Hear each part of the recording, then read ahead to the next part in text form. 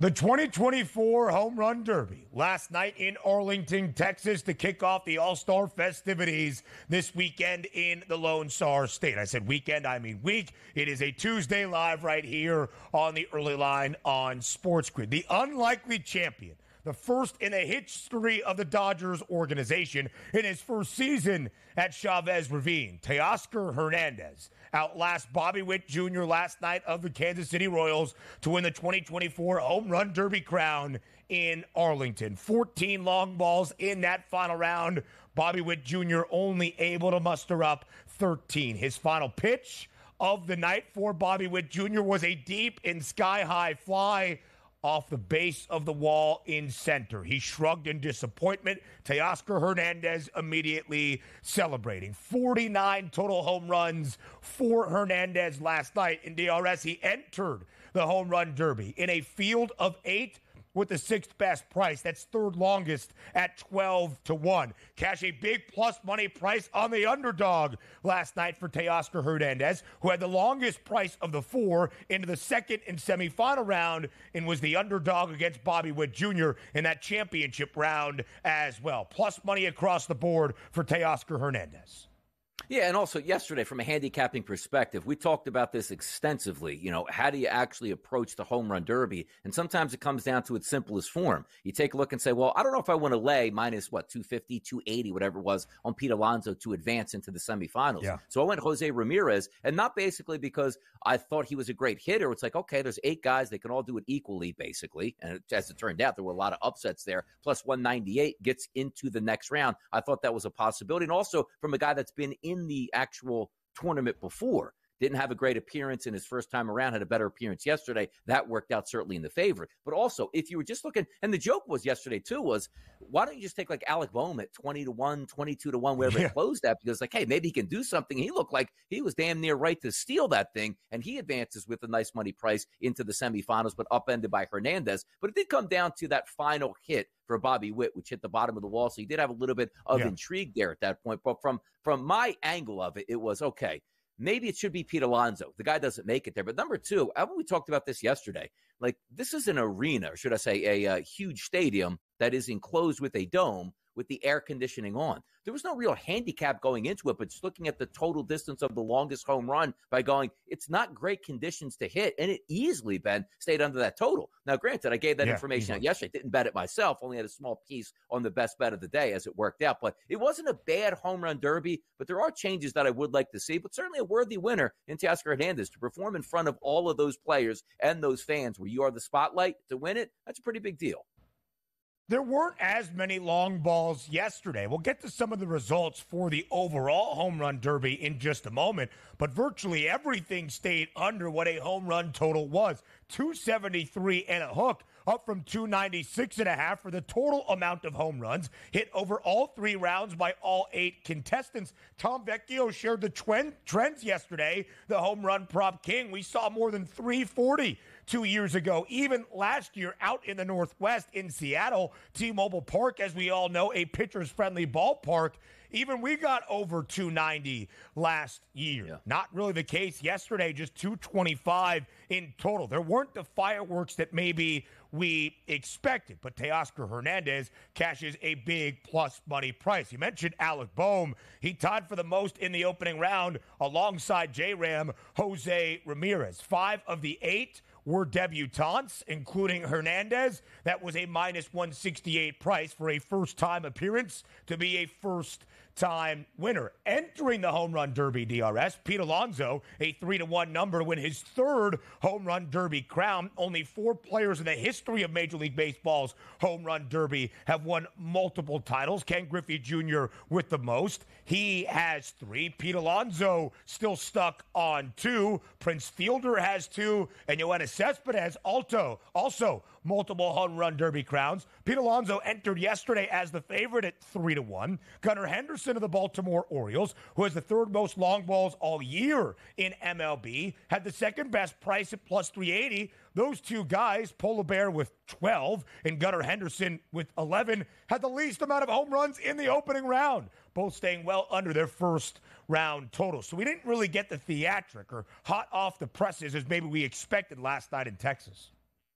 No, we didn't. And it still turned out to be okay at that point. But what can you do? And also, shout out to Pete Alonso. He only gets to 12. He doesn't advance into the semifinals. But you heard what you said there. The fifth time in here, trying to win it again. Knowing that people like myself say, give me the big boppers. Even if it doesn't work out, you're still anticipating their at-bats here. You didn't know what you were going to get out of Teoscar Hernandez. He ends up winning it here. Bobby Witt Jr., young kid we knew would put on a show. He was fine. Alec Boehm, where some people didn't think he'd be able to even hit a single home run, does put on a good show and quite frankly, had a legitimate chance to win it once he advanced here. Yeah. But in the next segment, we'll talk about some of the changes that should be made in there. It's hard to mess up Home Run Derby, Ben, and they didn't technically mess it up. It's not the Major League Baseball's fault. Now, they could have changed a few things. It's really on the players. Like, you're looking around, just a quick sample, like Shohei Ohtani. I didn't want to do it this year, but when I get back to pitching and hitting next year, I'll go, that doesn't make any sense what he's talking about. This should be about superstars that people want to see. The anticipation sometimes, Ben, worth more than the actual competition itself. We just didn't have the anticipation. That was the shame of it. It's been a part of the dunk contest, not getting the best high flyers or the biggest names in the NBA out there for All-Star Weekend. The two leading home run hitters this year, Aaron Judge and Shohei Ohtani, two of the biggest names and stars in the sport, not in the home run derby. Only Alec Boehm and Jose Ramirez tying for the most home runs after the opening round with 21 deep shots. The only two players out of the 8 in the field to even go over their first round total. Boehm, the least amount with 18.5. Jose Ramirez at 19 and a hook, both going over with 21. We'll get to some of the other results on the other side of the break. Those prop bets for the field overall. We saw a debutante winner, Teoscar Hernandez, minus 168, but Hernandez's number individually, 12-1, third longest out of the 8 hitters last night in Arlington. And then Commissioner Rightside puts on his home run derby commish cap and tells you what the changes to the format he wants to see. Slight changes last night, of course, in the 3 rounds. Still the time limit, but the pitch limit as well. What does DRS have to say? Your guess is good as mine. Up next on the early line. Maybe you had a ton of wagers last night on the 2024 Home Run Derby to build your own excitement and hopefully cashing some bets. Hopefully you had one at a 12-1 number on the champion, Teoscar Hernandez, who entered with a third longest price out of the field of 8. If you bet the Derby props themselves, unless you took a lot of unders last night in Arlington, probably not your most profitable evening in Major League Baseball history. The longest home run hit by Atlanta's Marcell Ozuna. 482.5 was the number. It stays under by about 10 feet. Total home runs on the rise, 273.5. I thought Tom Vecchio made a great point about why we could expect an over last night.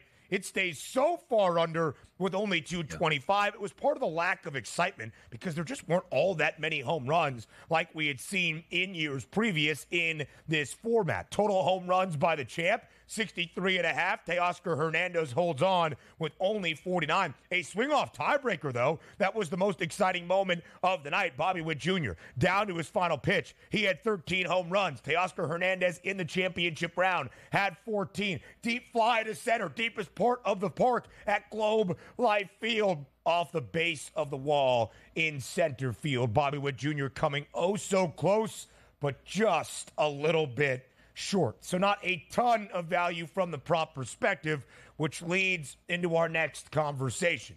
Commissioner Donnie Rightside is here. You mentioned from the very start of the show, DRS, the changes you would make to bring back the juice to the Home Run Derby. What are they?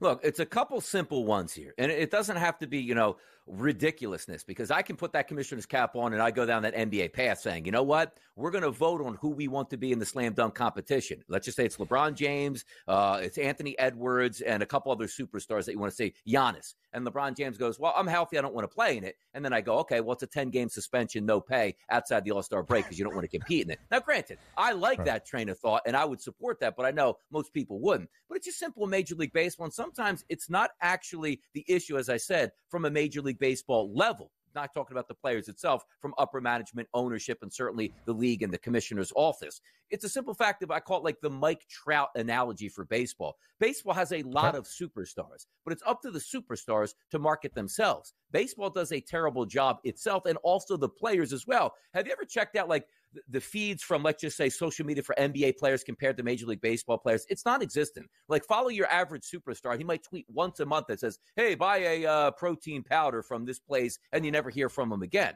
So Mike Trout was the face of Major League Baseball, and what did he say? Yeah, you know what? That's all fine and good. Don't put me on commercials. I don't want to speak out about it. I just want to, like, live my own life and be fine with it. That's part of the issue. But number two would be help the players out as well. What did we talk about yesterday? Tom Vecchio came on, and we're hitting the same highlights here. Open the roof. It's 100 degrees. That means the baseball is going to travel further, which means more home runs at a bigger distance. Isn't that what we want to see? Number two, money is not really an object anymore in the dunk competition and Major League Baseball. You're not going to tell Ohtani, hey, if you win this, we'll give you $2 million. Like, look, I make that on interest on a day-to-day basis. Why am I going out there? But also, number three, I'm assuming they're still corking the bats and having the juice baseballs at that point, but the participation needs to rise, and we need just to have better competition. Now, to change the competition, you saw it last night. Hey, they're hitting home runs here, they're hitting home runs there. Change the rule altogether. Do you know who wins the competition, Ben?